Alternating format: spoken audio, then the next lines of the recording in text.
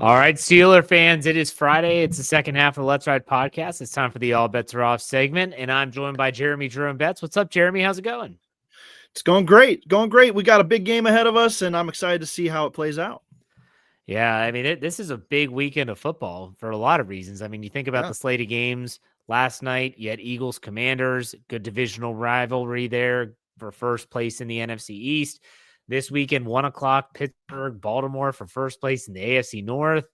You've got Bills, Chiefs at 4:25, and then the Bengals and Chargers, which is a meaningful game. It's not a star-studded, but still, you excited for this week of football? Oh, absolutely. This is if you're a football fan, this is what you live for. Big time matchups, middle of the season, high implications, and even like you said, that Sunday night matchup, a lot of implications for that. Can the Bengals stay in the playoff race? Can the Chargers take us another step forward in their development? We'll see, and we'll talk about that game a little later, I assume. Absolutely. And I almost forgot. I think is a belated happy birthday. Is there not? Yes, sir. On the 11th, so Monday, I turned 31. Oh my goodness. I was going to say, I think you're 10 years behind me. So I'm 41. Can't even hardly say it. What, 31? 31. Yes, sir. Shoot. Yeah, man. Hey, life doesn't even start till you turn 40. But okay, I'll take it. I'll take it. All right, let's talk about the Steelers here. The Steelers coming off of that big win against the Commanders. Was there anything that surprised you about that win? Like, it's 28-27. There's a lot of different ways you could go here. Was there anything that you look back on, you're like, that was surprising? Is there anything that hits the mark? Well, maybe more from a how did this happen perspective, more so than the Steelers did something that I wasn't expecting necessarily. But I think you look at the middle of that game, and outside of the end of the second quarter, or like the second half of the second quarter and the first half of the third quarter, the Steelers kind of had their way with the Commanders. And it was like a 2 touchdown stretch there at the half, right, where they went back to back and things just fell apart. And you saw the Commanders just move up and down the field on those 2 drives specifically. And after that, it was a lot harder going for Washington. And so it was like, okay, so what was it about those 2 drives specifically that had the Steelers on their toes so bad? And you start to look at the film a little bit, you look at what Washington was doing, and you just have to kind of hand it to them.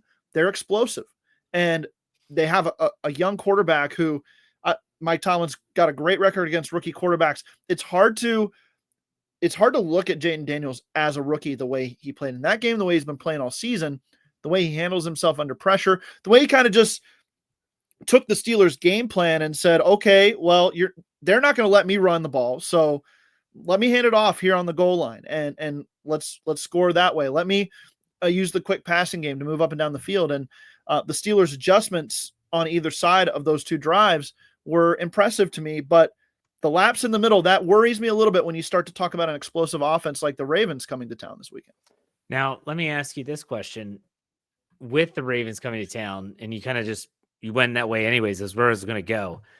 Yeah. What do you think the Steelers are going to try and do? Because Lamar Jackson and Derrick Henry are way more advanced, we'll put it that way, than, Austin Eckler and Brian McNichols compared to, Derrick Henry and Lamar Jackson with Jayden Daniels as a rookie. What are the Steelers going to do this weekend? How would you approach trying to slow down this Ravens offense? Well, first of all, it's Jeremy McNichols, so don't go throwing another Jeremy out of the league, man. There's not enough of us in there. Jeremy Chin. I'm just kidding. Yeah, Jeremy Chin. Jeremy Maclin used to be one of my favorite Jeremys in the league. But yeah, Brian Robinson didn't play. But I think it is kind of interesting. You basically had Baltimore light, right? You had Lamar, or you had Jayden Daniels, and then Brian Robinson obviously didn't play, but you had that backfield that they were working with there. Now you get the Macy's version of it. Now this is the superstore big time version of that. It's not the cheap knockoff. So what do you do? Who do you focus on? The Steelers are going to have to game plan this one differently, I think, than they have in the past in their winning streak against these Baltimore Ravens. And really for me, Derrick Henry is the game changer here. It's not necessarily that I don't fear what Lamar Jackson can do, but those two in combo make this a much more difficult matchup than it has been in the past. So, who has to step up, in your opinion, for the Steelers on defense? Who has to have a big game for them to win and to slow down? And I say slow down on purpose. I said it on Wednesday's Let's Ride when I did the keys to victories. The key wasn't stop the run. You're not going to stop the run. You have to just slow it down. You can't let them run all over you. They're averaging 182.6 yards per game on the ground. So who has to step up big for you on the Steelers defense? I'm looking at three guys in particular, and they're right there in the middle of the field. It's Larry Ogunjobi, it's Keanu Benton, and it's Landon Roberts. It's those three guys because you're going to get fantastic play out of Cam Hayward. He's not going to get pushed around out there, right? You're going to get really good play out of TJ Watt, and you could throw Preston Smith into this mix here because he's having to step in for Alex Highsmith, and Nick Herbeck's coming back from injury, so I wouldn't expect he's a huge part of the rundown game plan necessarily. That's not his strength anyway. So to me, it's the other guys in the front seven other than the stars. And so Landon Roberts, this is a big Landon Roberts game.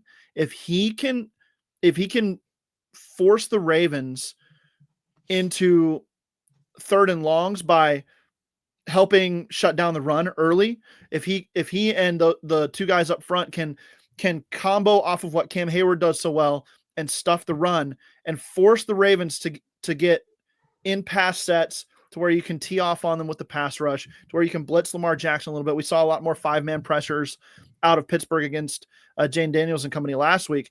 I think that's how you get to a point where you can slow down the Ravens enough to get a win. Just like you said, you're not going to stymie this offense all game long. They're going to get theirs, right? They're a good team.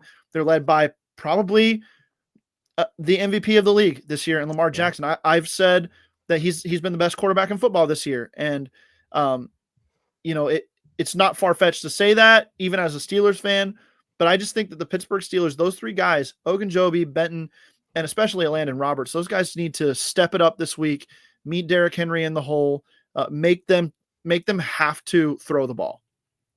Would you trust Peyton Wilson to be almost like a defensive back in this game when the Ravens deploy their multiple tight end sets? Would you trust him as a rookie to go out there and do that job? Is it to cover? I think he might be able to hang with Mark Andrews, Isaiah Likely. Probably not. He's more athletic. What's your take on that? I think the Steelers have done a great job already this season shutting down tight ends, and they haven't played a multitude of super impressive ones. They had Kyle Pitts in week 1. This Mark Andrews and Isaiah Likely, they're a really lethal combo. So you do get a step up in class this week. Peyton Wilson has to have a good game. I do believe that. Do I trust it to happen? I don't know.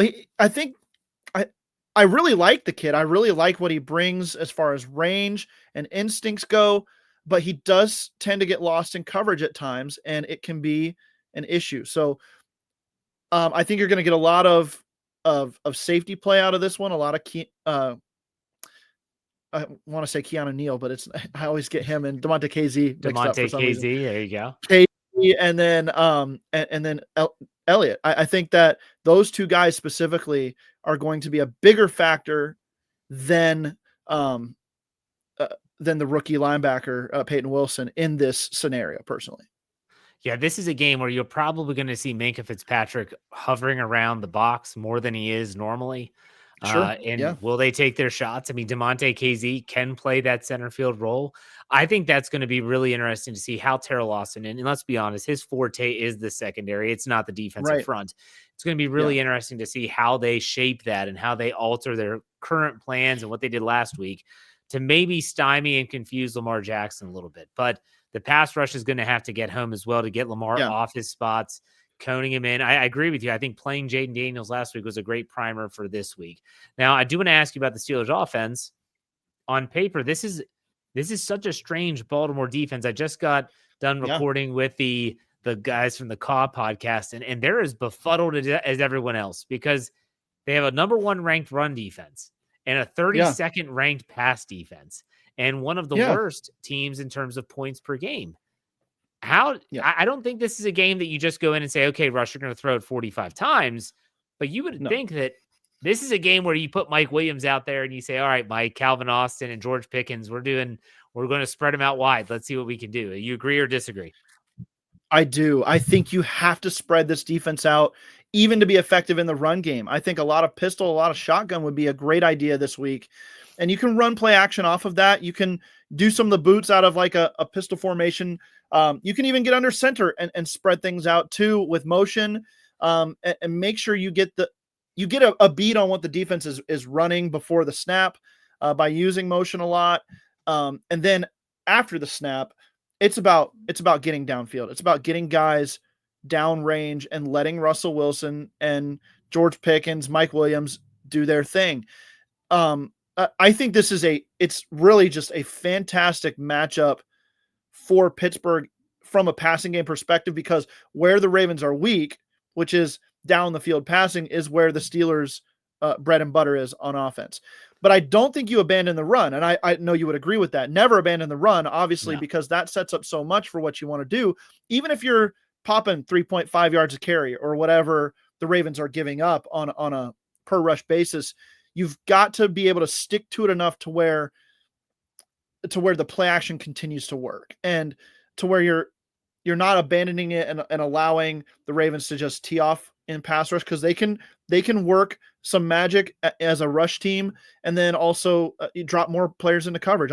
I don't want them to be able to do that. So, Kyle Hamilton looks like he's getting back healthy this week, that he'll play.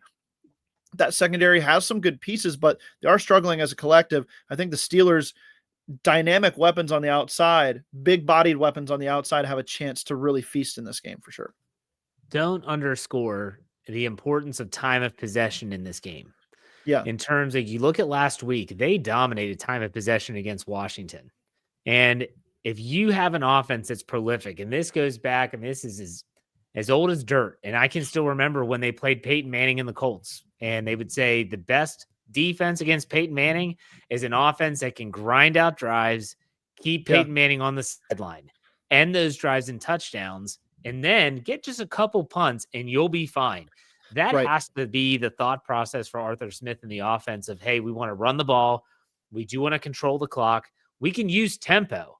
That doesn't mean you're running no huddle. Use tempo to maximize mismatches, but you don't necessarily want to just get into this rhythm of, okay, we're going to run 3 plays, and next thing you know, we possess the ball for 45 seconds and we're punting it away. So I think time of possession is going to be huge in this game, but we're going to get to our predictions here in a second. Let's talk about the other AFC North games like we always do. And we'll start off, obviously this is the 1:00 game on Sunday. The Sunday night game is an AFC North game, but so is the Browns and Saints. 1:00 on Sunday in New Orleans. New Orleans is only spotting 1 point as the Browns are coming off their bye. How do you see this game playing out? This to me is a pretty close matchup. You saw the Saints kind of get revived under an interim head coach last week and pull off a win over the Falcons, which that's if I were to label rivalries in football, for it doesn't matter what the record is, these two teams are going to they're going to play each other close, much like Baltimore and Pittsburgh. New Orleans, Atlanta, that's going to happen, right? That they're going to play each other close every time. They both get up for that game. Yeah. And the records don't matter. So to me, I think Cleveland's a better roster. And I think that, the bye week obviously helps them. The Saints coming off a very emotional victory under an interim head coach. And that interim bump sometimes only happens for one game, and then it just kind of peters out real quick again. I expect the Browns to win this game. I do think it'll be close. I don't think anybody's blowing out anybody in this one, but I think the Browns probably handle business here. Get to their 3rd win of the season in a fashion that we would expect from two mediocre to bad teams playing each other.